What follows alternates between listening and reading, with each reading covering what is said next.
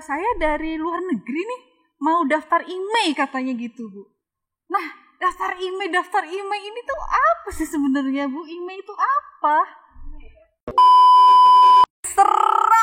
Seru-seruan karo Bea Cukai Purwokerto. Assalamualaikum warahmatullahi wabarakatuh. Selamat pagi Kanca Bacem semuanya, dan selamat datang di acara seru-seruan karo Bea Cukai Purwokerto. Seru sekali di sini, dan bersama saya Oyi. Kali ini saya mengundang seorang pemeriksa bea dan cukai dari layanan informasi Bea Cukai Purwokerto, Ibu Luli Nugraheni. Selamat datang Ibu Luli. Halo. Terima kasih. Iya, gimana kabarnya ini Bu Luli? Alhamdulillah luar biasa. Luar biasa ya Bu Iya Luli. dong, harus setiap harinya harus selalu luar biasa dengan hari-hari yang baru gitu. Iya, tampak sekali kok di wajahnya Bu Luli. Iya. Bersinar gitu ya. Iya. Karena di masa-masa pandemi ini kita memang harus selalu semangat gitu ya Bu ya. Betul banget. Harus untuk meningkatkan imun kita. Betul. Jadi gini Bu Luli, saya mengundang Bu Luli di acara ini tuh ada tujuannya Bu.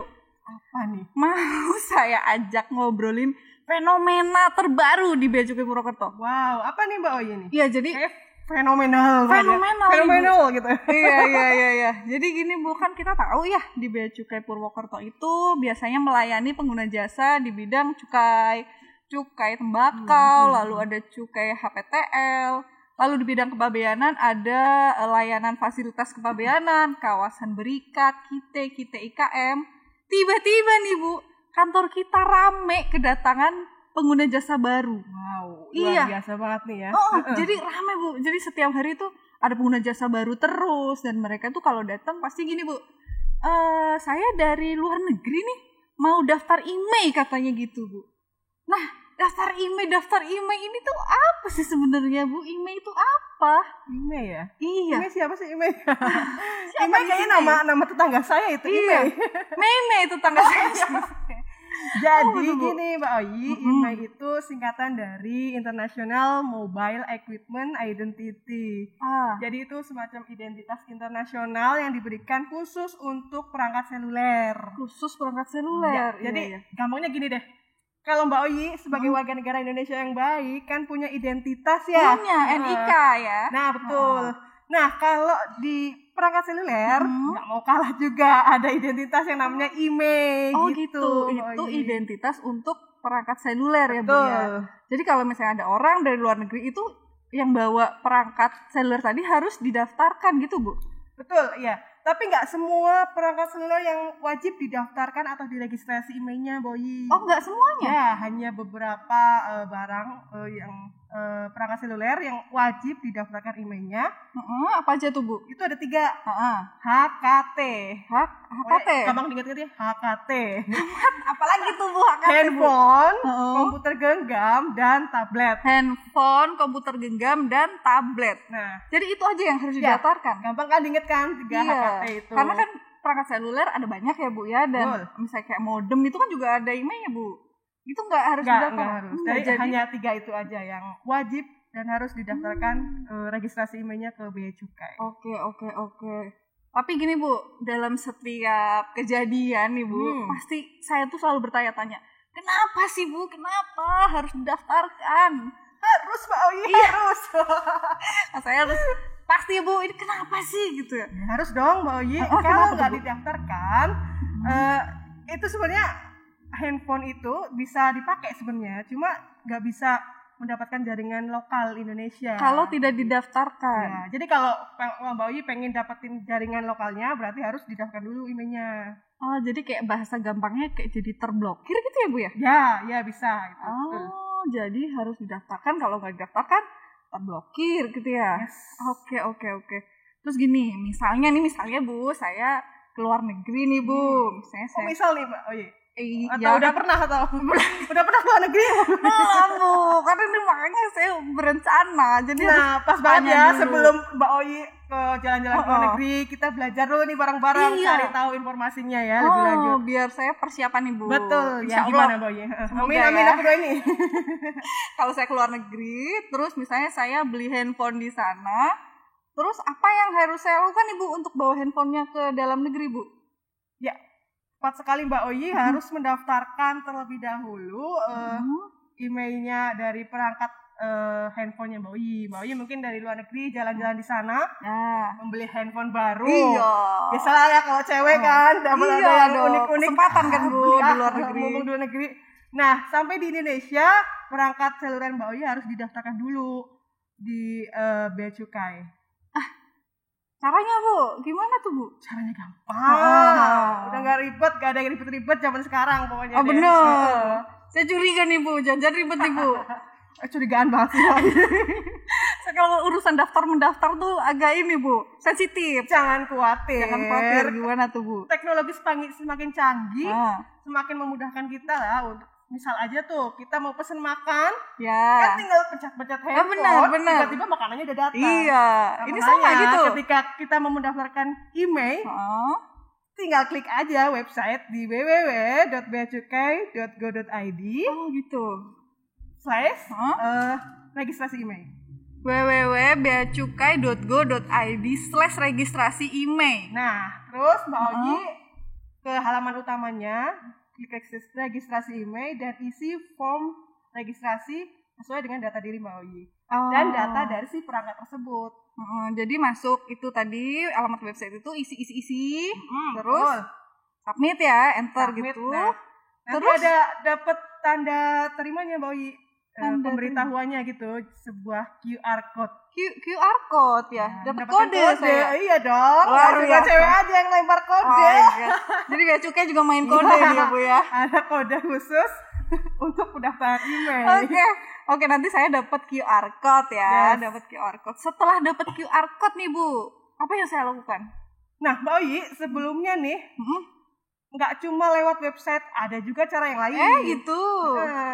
Bea Cukai memudahkan, pokoknya Bea Cukai makin baik deh pokoknya deh. Jadi nggak cuma lewat website, tapi juga bisa dilakukan melalui Google Play Store.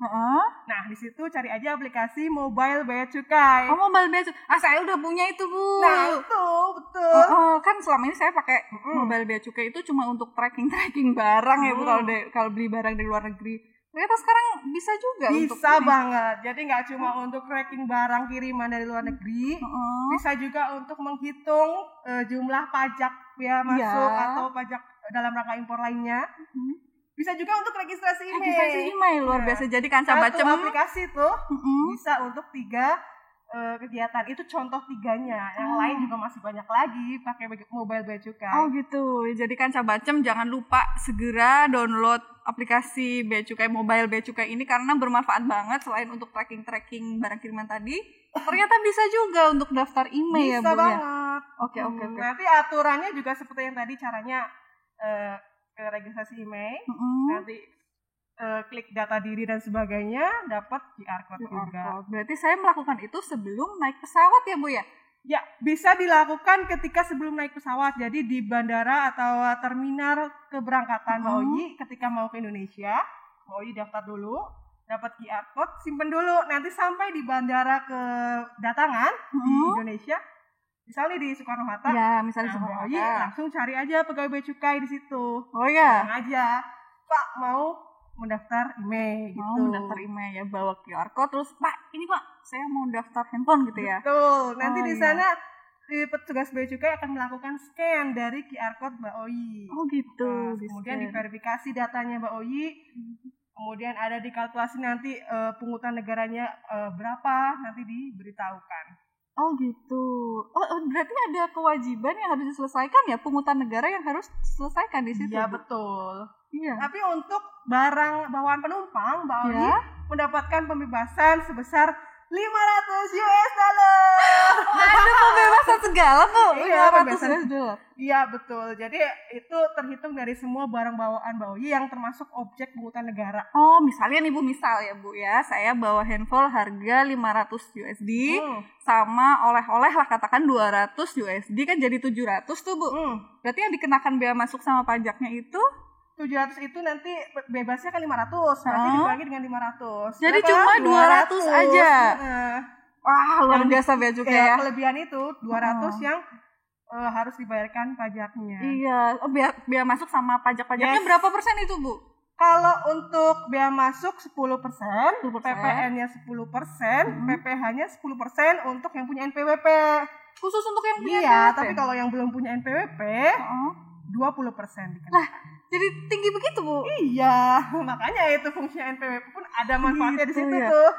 Ya segera aja nih yang belum punya NPWP nih, segera daftar agar mendapatkan diskon pajak. Di pajak juga ada diskonnya ya, Bu ya. Cari yang diskon juga. Iya, saya seneng nih, Bu, kalau diskon begini, Bu. Ya, terus gini, Bu, misalnya ya kan saya ke luar negeri tuh biasa bawa oleh-oleh buat teman-teman semua ya. Terus saya pengen nih, Bu, beli handphone, nggak cuma satu, Bu. Saya juga pengen nih beliin nih kameramen, editor semua saya beliin nih, Bu. Orang kaya kayaknya nih, Bu. Seneng banget nih. Iya, rencananya, Bu. Rencananya. Itu boleh nggak, Bu, kalau saya beli banyak nih, Bu, buat dibagi-bagiin? Mbak Oyi sekali kedatangan itu maksimal membawa 2 gadget aja. 2 aja? Iya. Handphonenya 2 aja? 2. Jadi maaf ya, nggak jadi saya belikan ya. Karena maksimal cuma 2, nggak boleh. Iya, nggak boleh cuma 2. Betul. Terus gini, Bu, kan misalnya kalau kita dari luar negeri nih, Bu, kalau saya nih kan jalan-jalan ya, terus kesini kan capek ya, Bu ya, bawa barang bawaan banyak gitu, capek. Terus Mbak Oyi ini sendirian dari luar negeri? Iya. Gak ada yang bawain? Pasti gak dong, Bu, jangan dibilang-bilang. Kan capek nih, Bu, terus lupa, biasanya begitu, lupa harus daftar ini, daftar itu tuh lupa. Terus jalan aja nyelonong aja gitu pulang ke rumah, lupa ngedaftarin itu. Mbak Oyi pengennya langsung rebahan aja di rumah, betul, ya udah sampai Indonesia. Nah, kalau kelewat nggak daftar di bandara tuh gimana tuh, Bu? Jangan khawatir, Mbak Oyi. Hebat banget ya.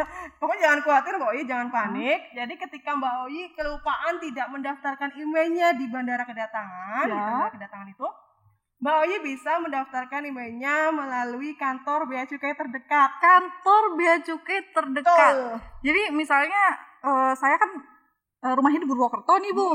Saya daftar ke bea cukai Purwokerto aja. Bea cukai Purwokerto aja udah cukup itu. Oh gitu, nggak usah harus ke Jakarta gitu-gitu ya. Ini apalagi lagi musim pandemi gini kan, bolak-balik Jakarta kan. Wah. Iya, berarti yang terdekat ya. Ya, boleh banget di kantor bea cukai terdekat. Apalagi nih kantor bea cukai Purwokerto nih ya, khususnya warga di Kabupaten Banyumas, Purbalingga dan Banjarnegara merupakan 3 kawasan dari penguasaan dan pelayanan bea cukai Purwokerto. Oh gitu. Pokoknya kalau kalian ada di Banyumas, Banjarnegara, Purbalingga, silahkan aja ke bea cukai Purwokerto. Lokasinya udah tahu dong di mana? Di mana, Bu? Saya pura-pura nggak tahu dong, Bu. Biar penuh kepura-puraan, biar kacau-kacau semua tahu, Bu. Kacau. Jadi di bea cukai Purwokerto itu lokasinya di Jalan Jenderal Ahmad Yani nomor 30B Purwokerto. Nah, itu dia kancah-bacem. Terus nih, Bu, kalau misalnya saya mau ke sini tuh, Bu, apa yang harus saya siapkan? Berkas-berkas apa yang harus dibawa? Mau mendaftarkan di bea cukai, kantor bea cukai terdekat? Iya, kan tadi kelupaan, Bu. Tentu yang pertama Mbak Oyi harus membawa diri Mbak Oyi. Iya. Bawa diri. Iya, masa handphonenya jalan sendiri kan? Bisa, Bu. Iya, betul. Yang tidak lupa Mbak Oyi meletakkan dokumen pendukungnya. Misalnya nih seperti paspor, kemudian ada boarding pass atau tiket, kemudian tentu saja perangkat seluler yang akan didaftarkan. Oh gitu. Perlu ini nggak, Bu? Bawa invoice nggak, Bu? Boleh kalau ada invoice nanti untuk menentukan pungutan negara yang harus dibayarkan jika. Oh gitu. Nah, sekarang untuk orang-orang yang memang tinggal di luar negeri itu, Bu, bukan kayak saya baru keluar negeri terus beli handphone. Untuk orang-orang yang memang tinggal di sana kan biasanya udah punya handphone terlebih dahulu tuh, Bu, udah lama handphonenya dan pasti kan udah nggak ada invoice-nya tuh, Bu. Itu gimana, Bu? Nggak apa-apa? Tidak apa-apa, Mbak Oyi. Tidak apa-apa. Tidak apa-apa gitu ya. Jadi nanti dasar untuk pengenaan pungutan negaranya memakai data pembanding. Pakai data pembanding. Bea cukai nggak kaku-kaku amat lah buat menentukan harga-harga pemungutan negara itu. Jadi udah ada harga data pembandingnya. Oh gitu. Jadi nggak usah khawatir ya, Bu ya. Yes. Terus misalnya nih, Bu, gini. Saya kan dari luar negeri terus capek ya, Bu ya, nggak sempet ke kantor bea cukai sendiri. Misalnya saya titipkan om saya untuk ke kantor bea cukai, itu diwakilkan seperti itu bisa nggak, Bu? Ngomong-ngomong, omnya baik banget nih, Mbak. Baik. Om saya baik. Baik banget. Iya. Boleh, Om ya. boleh. Boleh Om, nggak apa-apa Om. Jadi omnya Mbak Oyi, nggak apa-apa datang aja ke kantor Bea Cukai Purwokerto, tapi jangan lupa menyertakan surat kuasanya. Oh, harus pakai surat kuasa. Iya, betul. Dan jadi, juga dokumen-dokumen atau pendukung yang tadi saya sebutkan. Jadi dokumen tadi plus surat kuasa ya, jangan lupa dibawa. Jangan lupa Om. Sekarang gini deh Bu, kan kalau dari luar negeri capek ya kadang, terus ntar aja deh capek mulu ya Mbak Oyi. Iya, kenapa saya harus minum vitamin?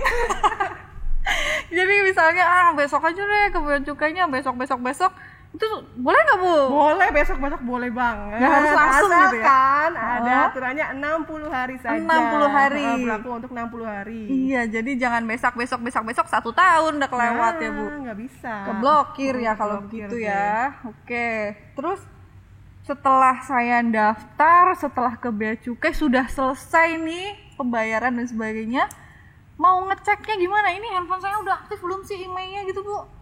Bisa ngecek di www.beacukai.go.id/cek strip email.html. Oh, bisa ngecek di situ ya. Udah terregistrasi apa belum sih gitu kan?